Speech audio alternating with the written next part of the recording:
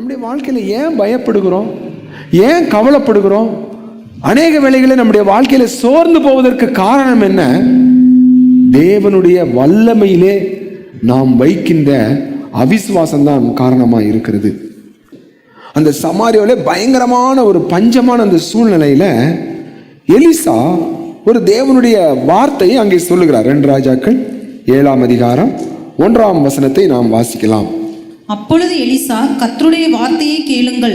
நாளை இந்நேரத்தில் சமாரியாவின் வாசலிலே 1 மரக்கால் கோதுமை மா 1 சேக்கலுக்கும் 2 மரக்கால் வார்கோதுமை 1 சேக்கலுக்கும் விற்கப்படும் என்று கர்த்தர் சொல்லுகிறார் என்றான். இங்கே பயங்கரமான ஒரு பஞ்சம்.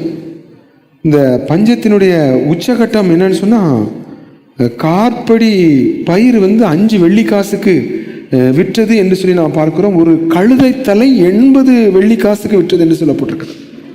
80 வெள்ளிக்காசு. ஒரு கழுதை தலை 80 வெள்ளிக்காசு. யோசேப்பை கூட 20 வெள்ளிக்காசுக்கு தான் விற்றாங்க.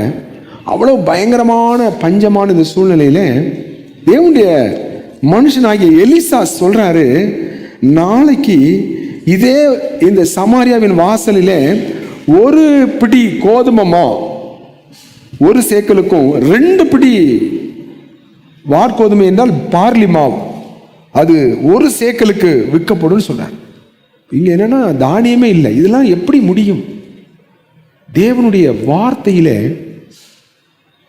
விசுவாசத்தோடு தேவனுடைய வார்த்தையை ஜனங்களுக்கு சொல்லுகிற தேவனுடைய மனுஷனாகிய எலிசாவை பார்க்கிறோம். அந்த வார்த்தைகளை கேட்ட அரண்மனையிலே அதிகாரியாக செயல்படுகிற ஒரு பிரதானி, ஒரு பிரைம் மினிஸ்டர் சொல்றான் பாருங்க. 2ஆம் வசனத்தை வாசிங்க. அப்பொழுது ராஜாவுக்கு கைலாகு கொடுக்கிற பிரதானி ஒருவன் தேவனுடைய மனுஷனுக்கு பிரதியுத்திரமாக, இதோ கர்த்தர் வானத்திலே மதகுகளை உண்டாக்கினாலும் இப்படி நடக்குமா என்றான். அதற்கு அவன், உன்னுடைய கண்களினாலே அதை காண்பாய், ஆனாலும் அதிலே சாப்பிட மாட்டாய் என்றான். இங்கே அவிசுவாசம் வெளிப்படுகிறதை நாம் பார்க்கிறோம். ஒரு மனிதனுடைய வாழ்க்கையிலே தேவனுடைய ஆசீர்வாதத்தை அவன் பெற்றுக்கொள்வதற்கு தடை, இங்கே முதலாவது ஒரு தடை என்ன என்றால் அவிசுவாசம்.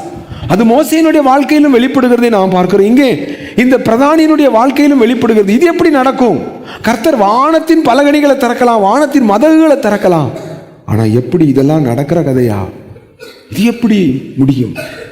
அருமையான தேவனுடைய பிள்ளைகளே, சில காரியங்கள் இயற்கைக்கு அப்பாற்பட்ட சில காரியங்களாக தேவனுடைய வல்லமையின் வெளிப்பாடு இருக்கிறது.